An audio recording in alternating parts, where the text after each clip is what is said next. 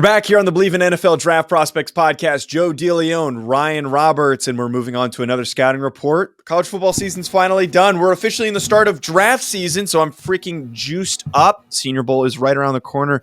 Ryan, really quick, man, I don't know about you. I'm freaking excited. You dropped the mock draft, which is bizarre because I know that you hate mock drafts. What a time to be alive. It is draft season. This is glorious. We get to grind tape, no sleep, just screaming into microphones about guys that might never really play. Joe, I was really upset with Believe, actually, man. I'm going to pick a bone with these guys, by the way, because Cam Rogers asked me to, do some weekly help with like the media and stuff. I'm like, cool, man. I can do that. First assignment he sends me is a damn mock draft, man. I need to have a conversation with Cam. First thing you asked me for is a mock draft. I hate mock drafts. Oh, I didn't know that. I thought that was volunteered by you. I will tell Cam that you don't want to see that. I knew something was up because Cam brought it up in our content meeting, and he was like, "Oh, Ryan Roberts is going to do a top 10 mock draft," and I didn't say it out loud in the meeting, but I was thinking like, there's no way that Ryan said yes to this. There's no, because you are the most anti mock draft he didn't ask, out there. He didn't ask me if I wanted to do it, man. I just had an email like, hey Ryan, here's an assignment for the week. Here, top 10 mock draft. I'm like, oh, seriously? That's what I'm starting with, man. That's what I'm starting with. But outside of that, I'm very excited for this process now, Joe, because I am home from All-American Bowl, which was a fun experience. Got to see guys that we'll be talking about in 3 to 4 years from now, which will be fun. But we have clear eyes to East-West Shrine, Senior Bowl, NFLPA Bowl, into the Pro Day circuit and Combine in Indianapolis, which I will most likely be attending this year. So clear eyes, man. Full hearts can't lose, right? As Friday Night Lights once said. Hell yeah. Great football reference to start off the show. Today, we've got 2 more scouting reports. If you've been following along and you've maybe missed out, go check out some of the other ones. We're going to do a lot of the big name players, the names to know throughout this cycle, giving an evaluation, a grade, who they are, so that when your team drafts them, you have a better understanding of who that guy is going to be, how they're going to fit into your team's roster. And today we're doing Will McDonald from Iowa State and Nick Hampton from App State. 2 leaner edge rushers, but still very good players in their own right. Before we get to that, though, folks, I just want to remind you to head to BetOnline, which is your number one source for all of your sports betting this season. Everything from the NFL to esports, NBA, whatever it is, they've got everything. You'll always find the latest odds, team matchup info, player news, and game trends at BetOnline. BetOnline features live betting, free contests, and live scores for almost any sport and game imaginable. Fastest and easiest way to bet on all of your favorite leagues and events. Head to betonline.ag to join and receive your 50% welcome bonus with your first deposit. Make sure to use promo code BELIEVE to receive your rewards. BetOnline, where the game starts. All right, Ryan, we're going to start things off with Will McDonald, who, in my opinion, is the better player of the 2. 6'3", 236 pounds from Iowa State. He has to be... And I was thinking this up, and I almost tweeted out a clip of him to properly illustrate this. Will McDonald had to have been the most improperly used player in all of college football last season. Yep. And if you're wondering what I mean by that, Iowa State runs a 3-3-5 stack, which means you've got 3 down linemen, you've got 3 backers, and then 5 loose individuals that are placed behind those guys. And I say that because it varies, depends on the sub package. More often than not, it's 5 DBs. And for some reason, Will McDonald, who was their best edge rusher far and away, extremely talented kid. We're going to get into the nuts and bolts here. They were asking him to play as the end man on the line of scrimmage in this 3-man front. And at 236 pounds and as wiry and thin as he was not built to withstand the amount of contact, in a way, I would say, against the run. All the things that he had to take on as the man at the point of attack, trying to set the edge. He's not that guy. He should have been a stand-up rusher, but for some reason they asked him to play this role. And I give him credit for dealing with that. I think he did a pretty good job considering the physical limitations, being asked to play a position that most guys who do it are 290 pounds. Right.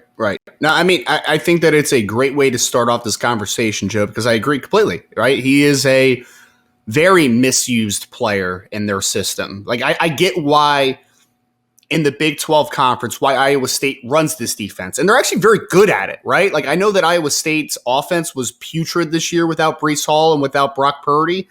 But, I mean, it is still a dynamic defense and has been for a couple years, under Matt Campbell. It's really developed into a great defense on the Big 12 side of things. So Iowa State, I understand why they functionally want to run the 3-3-5 because of how spread out the Big 12 is. But I mean, my guys, can we put Will McDonald as that kind of Sam linebacker that can come play on the line of scrimmage a little bit more and do those types of things? Because he is working. I mean, you said 236 pounds, but I mean, in the preseason, a good way to start is that he was listed at right around 6'4", 226 pounds, right? So he is a very undersized stand-up rusher. But they ask him to do those four-eye type of things and to hold the point of attack and to be kind of that player that's going to play straight down a man rather than attack upfield or inside shoulders. Like, he has not been used properly to what his skill set is. Because the one thing about him, Joe, is that he is the one word that I would say with Will McDonald's is slippery. He is a slippery dude, man. 6'4", 226. He's got near 35-inch arms, 34 and 5/8, has a 6'11 wingspan, and an absolute freak show of an athlete. He is a really, really good athlete. If you go look to his kind of bio coming out of Milwaukee, I believe he's a Milwaukee, Wisconsin guy. He has a reported 42-inch vert. So this is a kid that is going to blow up the combine when he gets over there, or the pro day, whatever he decides to test. But he was a dynamic jumper. I think he was like a 6'10 high jumper coming out of high school. So this kid is an incredibly athletic dude who Iowa State thought with the length that he has could do some stuff at the point of attack. But on the next level, we're going to see him in a much different role, which makes this a little bit of a funky evaluation, right? Because you see the tools, you see the twitchiness, you see the flexibility, you see the slipperiness, you see the length. All those things are fantastic. But what he was asked to do in college is not what he's going to be asked to do in the pros, right? So this makes it a little bit of a tricky evaluation because there's some things that you just haven't generally seen from a Will McDonald, but he has all the traits to be a really good football player. So I agree. He's very misused, but extremely gifted athlete at that position. Yeah, absolutely. A very gifted athlete. And he's somebody who's going to the Senior Bowl, and getting to see him not playing this goofy position at the Senior Bowl and being more of a stand-up rusher, I'm excited to see in person. I want to see, how does he step up to the occasion? And I think if we remove what he was asked to do and purely watch the way that he approaches the position on passing downs, I see a lot of promising things. The length, the play strength for a guy that's only 230, who I assume maybe will get up to 245 if he's asked to bulk up a little bit.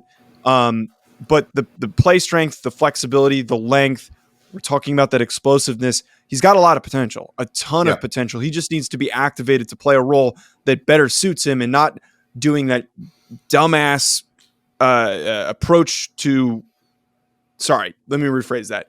Being forced into a dumbass role that does not fit what he's supposed to be doing. Right. Well, Joe, let me make a slight comparison to a player we saw in the 2022 NFL draft, but I actually think Will's a better version of him.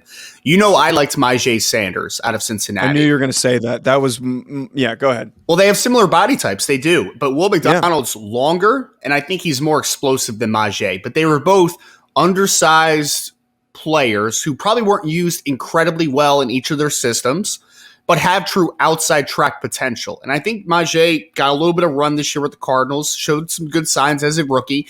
But I think that Will McDonald is basically the hypercharged version of Myjai Sanders. I think that his upside is a lot higher than a Myjai. I think Myjai has maybe a little bit of a higher floor just because he was asked to do a little bit more stuff from a traditional edge setting perspective, right? Will wasn't asked to do those things as much, but I think that Will could really be a secret weapon as a stand-up rusher. He's a kid that you can line him up on the second level and blitz him through multiple gaps. You can line him up as a true outside rusher because that's what this kid is, man. You see the moments, even though he's not pegged to do the proper things all the time, when he's able to get an outside shoulder and to really bend, because that's the thing that stands out to me. I don't know if you caught that as much, but because he wasn't asked to do it a ton.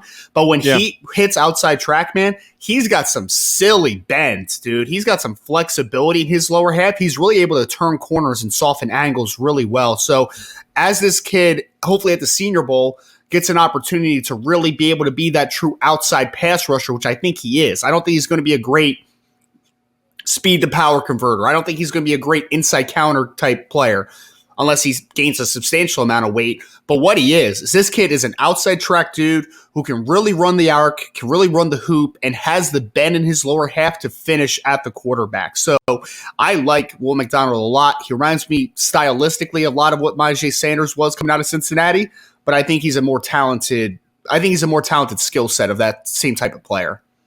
I love the Myjai indirect comparison because that popped in my head. Yep. That was a guy who was really undersized last year at the Senior Bowl and then used the Senior Bowl as a way to answer some questions, some concerns. Go ahead. Can I ask you a question real quick on the weights before we get into like the rest of the evaluation? What do you need to see Will McDonald at to be comfortable with him on the edge full time? 245, 250. 245. I think that he carries his weight well. And again, the play strength thing, as long as he's not getting bullied in one-on-one situations, I'm fine with it. The times where he's getting his ass kicked was when he was getting double teamed, when he was getting picked up on rushing plays, on zone run plays where he's expected to hold the edge and he's getting picked up by two guys. He's not supposed to be that guy. So if he's a stand-up rusher, I need to see him at 250. He needs to get up to 250. I think that is always going to be that outlier weight. Yeah, I agree. I think 245 was kind of where I was in the ballpark, 240 to 250. Because the one thing about him, man, is obviously he's got great length, which actually Myjai didn't have great length. No. He had solid length, but it wasn't great. Will McDonald's got really good length. And I think the surprising part of him is despite him only being between 225 and 235, probably somewhere in that ballpark, he's got pretty strong hands, man. He could strike a little bit for his size. So I think and he's got a long frame, right? So he's got a frame where I say you can add 20, 25 pounds long-term, I think, on that frame. And I hope that for the Senior Bowl, he's up closer to the 235, 240 range, somewhere that ballpark. And then when he gets to the combine, I hope he's able to maintain his athleticism, be about 245, 250. If he's in that range, I think this kid's going to go a lot higher than maybe what people are pegging him right now. But I really do think he has tremendous upside if he's able to maintain his athleticism. For me, grade-wise, I think we're probably on the same page here. Questions that need to be answered, size needs to be fixed, so he's a little bit developmental in that sense where he needs to add some weight. Yep.